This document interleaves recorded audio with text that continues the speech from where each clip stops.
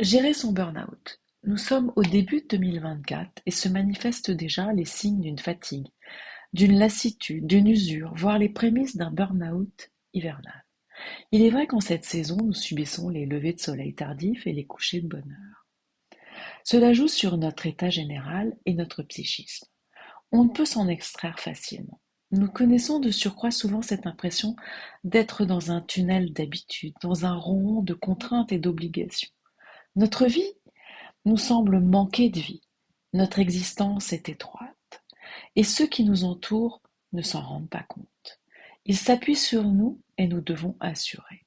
C'est épuisant, avec au fond un sentiment d'incompréhension.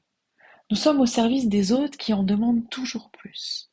Si vous ressentez ces impressions, si vous avez peur de déprimer, car vous n'en voyez pas le bout, cela peut signifier que vous manifestez des symptômes douloureux de pré-burnout. Dans ce cas, plusieurs exercices simples sont à pratiquer. Le premier consiste à mettre chaque semaine, noir sur blanc, ce que vous ressentez. Il existe une véritable thérapie par l'écriture. Elle permet de poser une distance entre le ressenti et le réel, de le déposer, de dégonfler nombre de problèmes.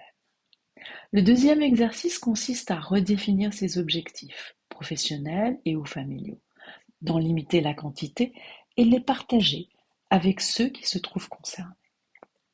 Le troisième exercice a pour but de revenir sur le programme de chaque journée, d'y intégrer des moments de respiration, de réduire le temps de travail, de décider par exemple de rentrer systématiquement plus tôt chez soi le soir, d'offrir du temps à sa famille, à ses enfants, de s'offrir du temps à soi-même. Bien entendu, il faut également veiller aux fondamentaux, à savoir privilégier une alimentation équilibrée, avare en sucre, dormir suffisamment et à des horaires réguliers, développer des interactions sociales variées et essayer aussi, dans la mesure du possible, de se connecter à la nature.